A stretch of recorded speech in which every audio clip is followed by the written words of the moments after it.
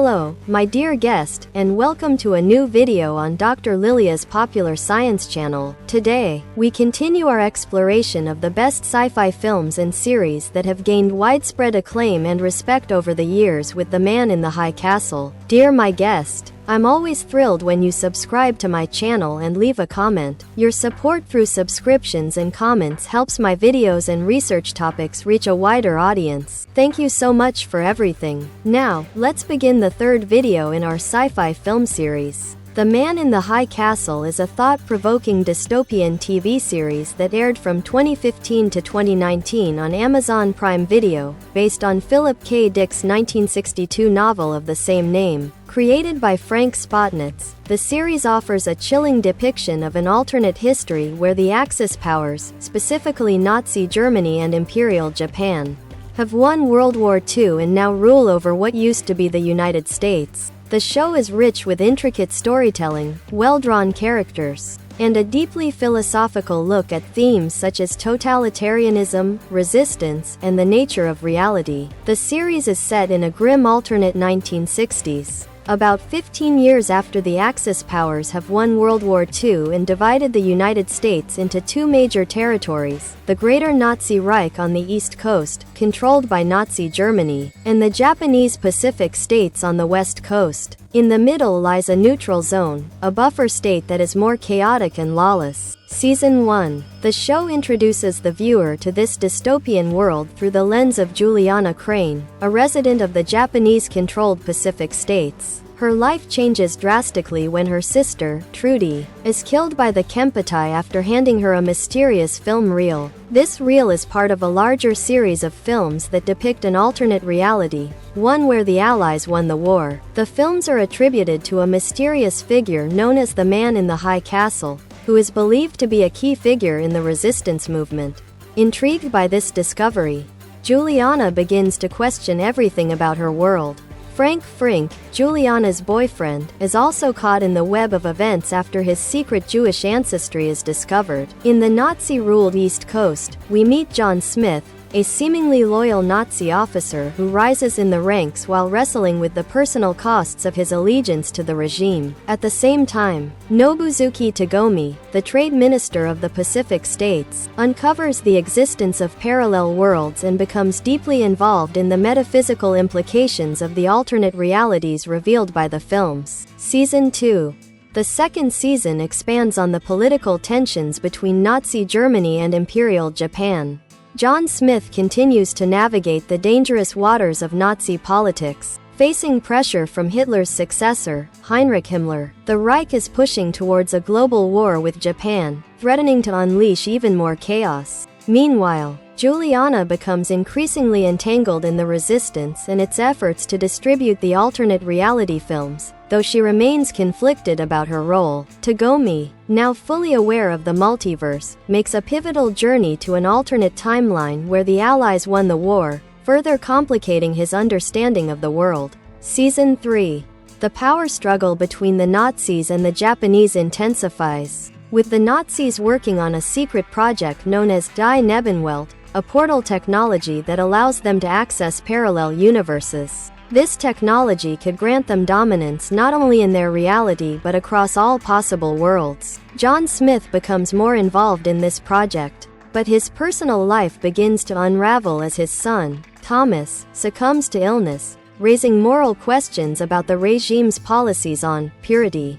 Juliana's understanding of the multiverse deepens, and she starts working closely with the resistance to prevent the Nazis from gaining access to this dangerous technology. Tagomi plays a crucial role in this, seeking peace and balance between the dimensions. Season 4. The final season sees all the narrative threads converge in a climactic struggle for the future of the multiverse. The Nazi regime, now armed with Die Nebenwelt technology, plans to invade parallel worlds. John Smith, now fully committed to the Nazi cause, prepares for the conquest of alternate realities. But his personal grief over his family continues to haunt him. Juliana, now fully integrated into the resistance, becomes a key figure in the effort to stop the Nazis from using the portal technology. Her journey through the multiverse has not only changed her understanding of her reality but has also solidified her resolve to fight for a better future.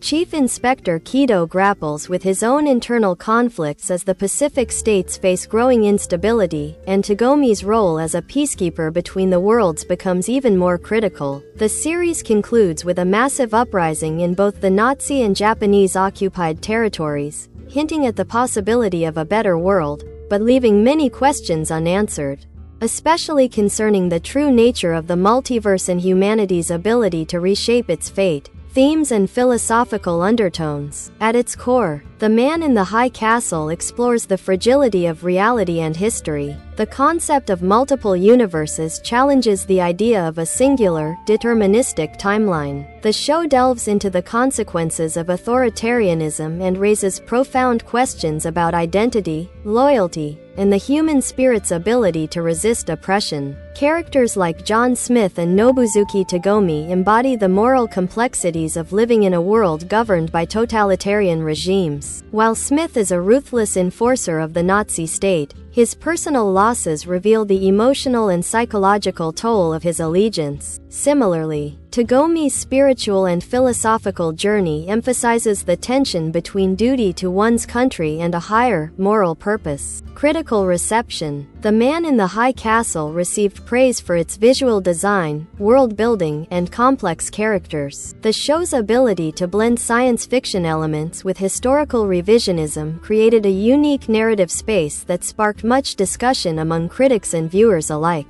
The performances, especially those of Rufus Sewell and Kari Hiroyuki Tagawa, were frequently singled out for their depth and nuance. However, some critics noted that the show's pacing could be slow at times, and its sprawling narrative sometimes left certain storylines underdeveloped. Despite these critiques, the series was widely regarded as one of the most ambitious and daring television adaptations of its time. Conclusion. The Man in the High Castle stands as a significant work in the science fiction genre, exploring the darkest what-ifs of history while weaving a deeply human story of resistance, power, and survival. It is a thought-provoking reflection on the nature of reality and the choices we make within it, set against the backdrop of a terrifying alternate world where fascism triumphed over democracy. Production team and creatives. The series was developed by Frank Spotnitz, who is best known for his work on The X-Files. He serves as the primary creator and executive producer of the series. The show was produced by Ridley Scott's company, Scott Free Productions, along with Amazon Studios and Electric Shepherd Productions. Multiple directors worked on the show across its 4 seasons, with notable contributions from Daniel Percival and Karen Kusama. The screenplay was adapted by a talented team of writers, including Spotnitz, Eric Olson, David Scarpa, and Wes Took. Ridley Scott also served as an executive producer, furthering his deep connection with dystopian narratives, following his previous work on Blade Runner, also based on a Philip K. Dick novel. Cast and characters. The series boasts a diverse and talented ensemble cast. Alexa Davalos as Juliana Crane, the central protagonist who is initially a passive resident of the Pacific States, but becomes increasingly involved in the resistance movement. Rupert Evans as Frank Frink, Juliana's boyfriend who becomes deeply affected by the oppressive Nazi regime and its control over his life. Rufus Sewell as John Smith, a high-ranking Nazi officer who is one of the series' most complex characters. Sewell's portrayal of Smith, who is both brutal and introspective, is often praised. Joel de la Fuente as Chief Inspector Takeshi Kido, the head of the Kempeitai, the Japanese secret police, who serves as one of the major antagonists in the Pacific States. Kari Hiroyuki Tagawa as Nobuzuki Tagomi, the trade minister of the Japanese Pacific States. Tagomi is a spiritual, contemplative figure who becomes involved in the discovery of parallel universes. Thank you for watching today's video. If you enjoy content like this, please don't forget to subscribe to my channel and click on the notification bell to stay updated with new videos. Also, if you liked it, be sure to leave a like and share your thoughts in the comments. Looking forward to seeing you again with new videos. I can't wait to bring you more knowledge from the enchanting world of science.